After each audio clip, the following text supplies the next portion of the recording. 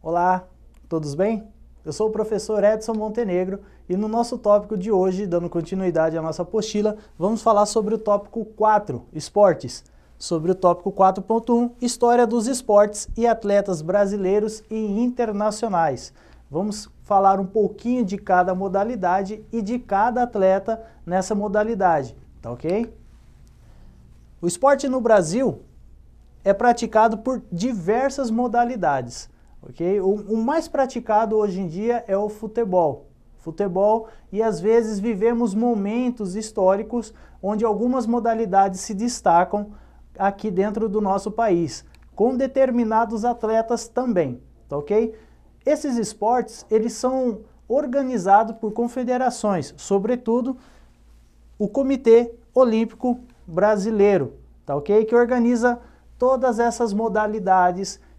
Cada modalidade tem a sua secretaria, vamos dizer assim, e organizando tudo isso sobre os olhos do Comitê Olímpico Brasileiro. E aqui nós temos alguns como o do basquete, o do remo, do atletismo e por aí vai. Temos inúmeros esportes no Brasil praticados aqui também, tá bom? E esse daqui é alguns dos esportes olímpicos que aconteceram em 2016 aqui no Brasil, nas nossas Olimpíadas, tá bom? Isso aqui é alguns, tá, pessoal? Tem muitos que são praticados e disputados também. Agora nós vamos começar nos esportes, mas primeiramente nos femininos, tá bom? Vamos falar sobre o futebol feminino. A primeira Copa do Mundo de futebol feminino aconteceu em 1991, faltou um ali, tá? Em 1991, é organizado pela FIFA e o Brasil venceu desde a primeira, 91, 95, 98, 2003, 2010, 2014, tá bom? É o único time no mundo que tem 6 títulos, passando até mesmo o futebol masculino, tá bom? Aqui algumas das jogadoras, a Marta, que foi 6 vezes melhor do mundo, tá bom? Nenhum atleta tem essa quantidade de títulos em outras modalidades também, não tem, é só ela. E aqui a Formiga, particularmente gosto muito da Formiga, que ela é muito guerreira, tanto dentro do campo quanto fora. A história dela é bastante interessante. A Cristiane também, sempre se destacando dentro ali do campo, muito guerreira. E a Ludmila da Silva, essa aqui tá despontando agora na seleção brasileira. A Formiga foi uma atleta que já se aposentou, nenhum atleta também conseguiu participar de tantas Olimpíadas como ela, tá? Nenhum tem no currículo, nenhum atleta no mundo tem o currículo que ela tem. E a Ludmila vem se despontando aqui na seleção brasileira também, tá? Então eu quis pegar um pouco das atletas desde das antigas ali, a Formiga que já se aposentou na seleção brasileira, a Marta que já tem vários títulos de melhor do mundo, chegando aqui até a Ludmila. Para a gente ter uma noção que o futebol feminino ele não parou depois que saiu a Marta, depois que saiu a Formiga, enfim, não parou. Está ainda em movimento e em ascensão, tá bom? No futebol masculino, o Brasil é potência no futebol, se destacando não somente em quantidade de títulos, mas também em exportar diversos jogadores, tá bom? Se a gente colocar uma lista aqui para vocês de jogadores que saíram do Brasil para jogar para fora, eu vou passar vários slides aqui e ainda não vamos conseguir falar de todos, tá bom? É o esporte que mais exporta atletas para o mundo. Temos brasileiros em todas as partes do mundo jogando futebol, tá bom?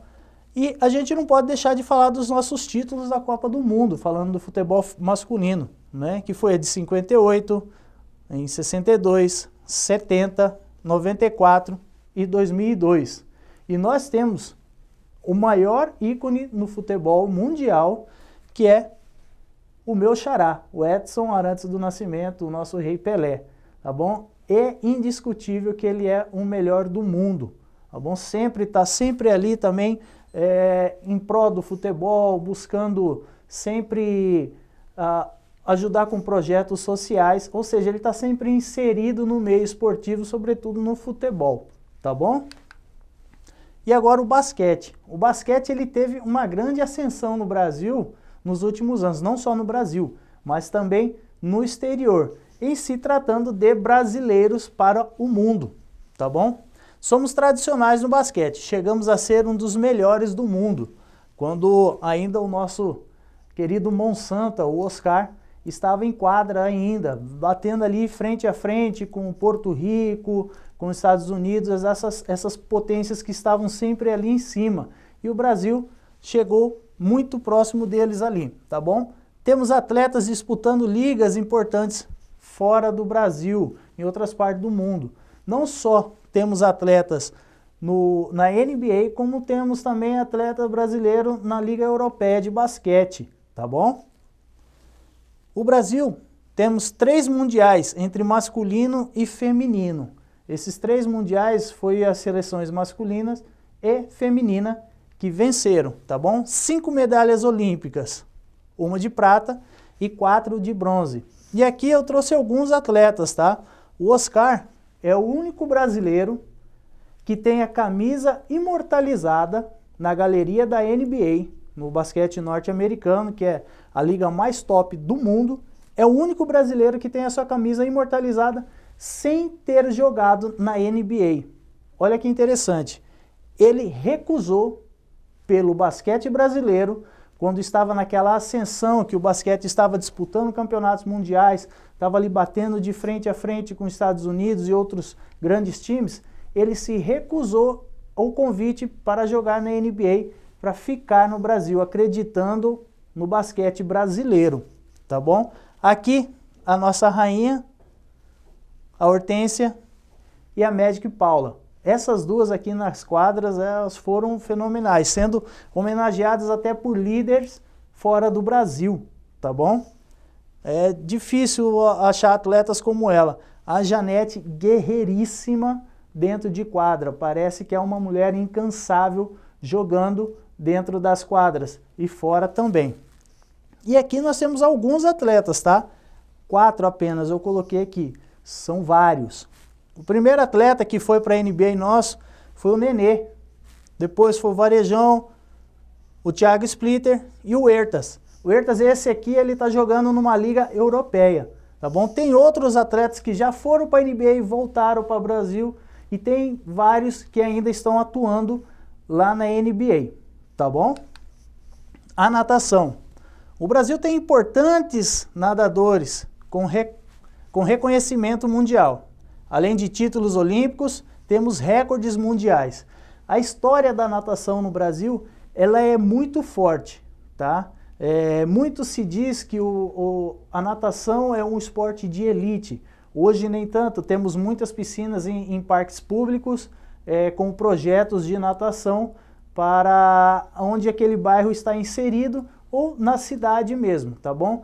Muito antigamente não acontecia isso, era um esporte onde só poderia treinar, onde tinha nos clubes, as piscinas nos clubes que aconteciam ali a natação, tá bom? E tudo começou com ela, a Maria Lenk. Maria Lenk, ela tem uma história muito forte mesmo com a natação. Foi a primeira brasileira a disputar uma Olimpíada representando o Brasil e tem uma história bastante forte, de guerreira mesmo, que no final dos slides eu vou falar um pouquinho dessa história, tá? Nós temos o nosso César Cielo. Esse aqui, brasileiro fenomenal. Eu coloquei só ele aqui, mas poderia também ter colocado o Gustavo Borges, o Xuxa, enfim, outros brasileiros. E agora, no Brasil, nós estamos com a Joana Maranhão e a Fabíola Molina, sempre ali em destaque, no top ali da natação brasileira aqui, tá bom? E representando muito bem o Brasil fora também, tá? Como eu falei para você, a história da Maria Lenk é muito interessante, de atletas que sempre enfrentaram grandes desafios, não só no esporte, mas na vida também, para chegar no auge da sua performance, tá bom? Olha só a Maria Lenk, foi a primeira mulher sul-americana, não apenas brasileira, a disputar uma Olimpíada em Los Angeles, 1932. Precisou usar uniforme emprestado para competir, vender café durante toda a viagem até chegar, com um atraso, nos Jogos de Los Angeles. O que aconteceu? O mundo estava passando por uma grande depressão econômica, então não tinha dinheiro para o pessoal disputar. O Brasil emprestou um navio, foi um navio emprestado, e doou sacas de café, que estava muito desvalorizado na época, para que os atletas conseguissem vender o café com esse navio, indo em direção a Los Angeles, para disputar as Olimpíadas naquela época. Então todo o caminho que eles passavam, os atletas, inclusive a Maria Lenk, tiveram que vender os cafés para custear as viagens, tá bom? Eles viajaram, ao longo dessa viagem eles tinham que fazer o dinheiro comercializando o café até chegar nas Olimpíadas. Chegando lá, ainda teve que usar um uniforme emprestado para competir. Olha só como que era o esporte antigamente. Hoje nós falamos muito, né? Pensamos, poxa, muitos atletas passam dificuldade, né? Até chegar no topo. Antigamente era desde o início até mesmo quando estava no topo do seu auge ali, tá? Outra atleta muito importante, que teve uma carreira bastante em ascensão e com bastante dificuldade, tanto no profissional como no pessoal, foi a Aida dos Santos. A competidora de atletismo, foi a primeira mulher a disputar uma final olímpica. Olha só o destaque das mulheres, né? Para a importância do nosso esporte. Ficando em 4º lugar nos Jogos de Tóquio, em 1964. Não tinha uniforme, olha só pessoal, não tinha uniforme para participar da abertura, então precisou adaptar um traje de outra competição para que ela pudesse participar da abertura dos Jogos. Olha só, para participar da abertura, como que era complicado antigamente, tá? Pessoal, espero que vocês tenham gostado dessa aula. Vamos ter a parte 2 desse tópico ainda e até a próxima. Desejo a vocês bons estudos.